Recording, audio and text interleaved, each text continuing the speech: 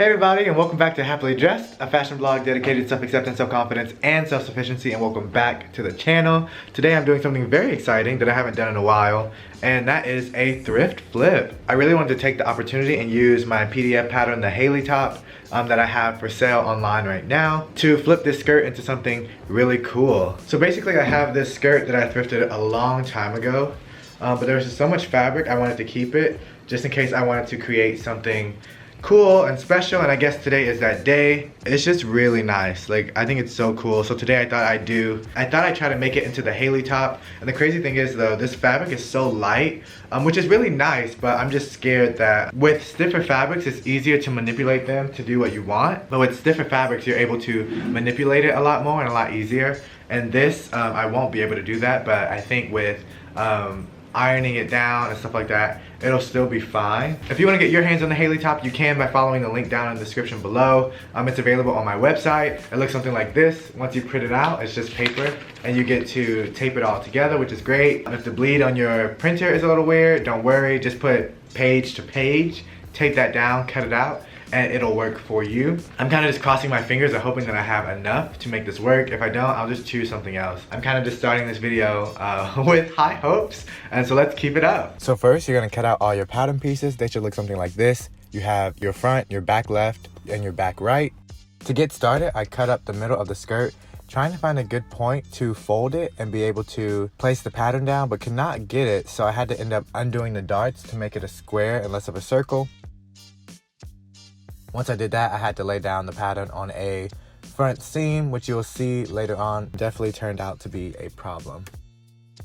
Alright guys, we've kind of hit a snag. So with the skirt, I had to cut the front part off on a center seam, and it just does not look good in the middle, especially because this fabric is so stretchy, because when you pull it and tie it, it's just gonna like pull and not be cute or fun. So I'm thinking of switching the material. I was gonna try and do it with a pair of old Dickies pants, but I think I'm gonna run into the same issue that there's gonna have to be a seam on the front, but it would be a little bit more structured, so I could try that. But I think what I'm leaning towards is using this curtain my friend Andy thrifted for me. I don't even know what to call this, but it has structure and texture, and it's a really nice like chocolate brown, which is really cool. I might try this, but I'll just keep you guys updated because this unfortunately is not working. So I ended up using the Dickies pant to make this, which is really nice, and I only used one pant leg because I also cut out a lining instead of doing two of the same fabric, just to save some fabric for the Dickies pants so I could do this with other ones and the other leg. So now what I'm about to do is go ahead and just work on my loops. So I'll just fold them in half and sew down at 1/4 of an inch seam allowance, and then once I finish doing that to all 7, I'm going to fold them outward, or like right side out, and then top stitch them, and that's the loops done. And then we'll move on to our bodice piece. So now after your loops are done, what you want to do is take your front and use your pattern to mark out your darts. I used an awl to poke a hole in the middle so I know where my middle point is, and then marked my 2 side points and marked in the dart. I did that on the front piece and the lining piece. And once I was done, I went ahead and sewed that down and ironed it flat. After that, I went ahead and put the sides onto the front, right sides facing, pinned them down and sewed them at a 1/2 inch seam allowance. I did that for the front and for the lining. Once that was nice and pressed as well, this part you're gonna want to stay stitch your loops. Basically, place your first loop an inch down from your point.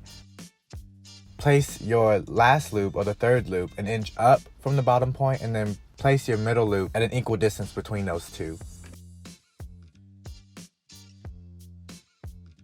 It should look something like this after you finish, and then what we're gonna do is take our lining piece and face it right sides facing to our front and go ahead and pin that down. The cool thing about this method is that you don't need a serger because all your seams will be hidden.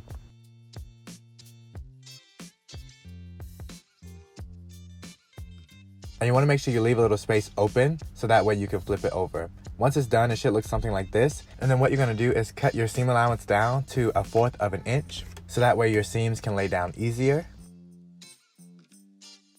And then go ahead and flip it right side out.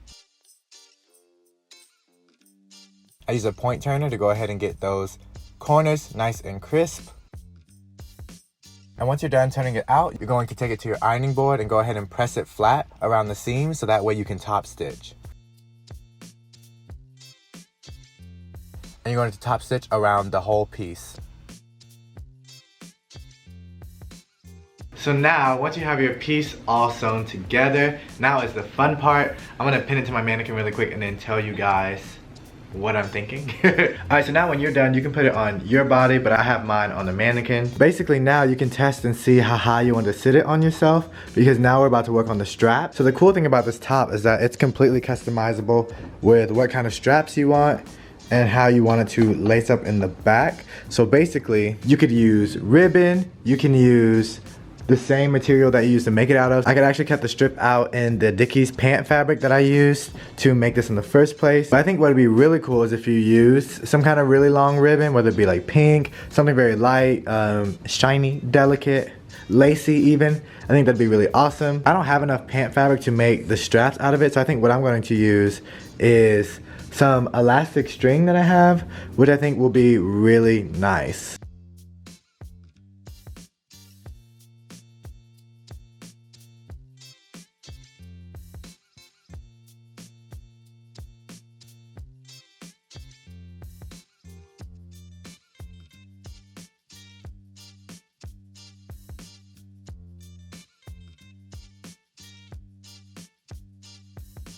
And whatever method you choose for the straps, that is your Hailey top done. You can't see it in the camera because it's overexposed, but I love the white straps on this.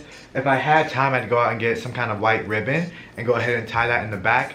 A length that I'd recommend is around 50 to 83 inches. I believe I've had this string about 80 to 90 inches, and it's a little too long, but I mean, having a longer string makes it more adjustable to different body types, which is really nice. You can use this pattern to upcycle any spare fabric you have. If you go thrifting and find an item that you really like and want to turn it into something different, like I tried to do with the skirt today, but it just didn't work out. And yeah, I definitely recommend for something like this, you use a stiffer fabric like a linen, duck canvas, even some cottons, like a heavier weight cotton, I think would be really beneficial for you. And then the lining you can put in almost anything. It could be a satin, another cotton. But yeah, I actually really like this top, and I would wear it if I could, but it's just not my style. But thank you guys so much for watching. If you did enjoy this video, make sure you give it a big old thumbs up for me. And if you didn't know, I actually have a Patreon that you can find in the description below. So if you want to show your support for the channel, you can do it by going over there. I host live streams, Q&As, and even do some fun motivation stuff about self-acceptance, self-confidence, and self-sufficiency, as well as tarot readings. So go ahead and check that out if you're interested. If you want to stay up to date with what I get into on an everyday basis, you can go and follow me on Instagram at happilydressed. And until next time, I'll see you guys in my next video. See you guys later.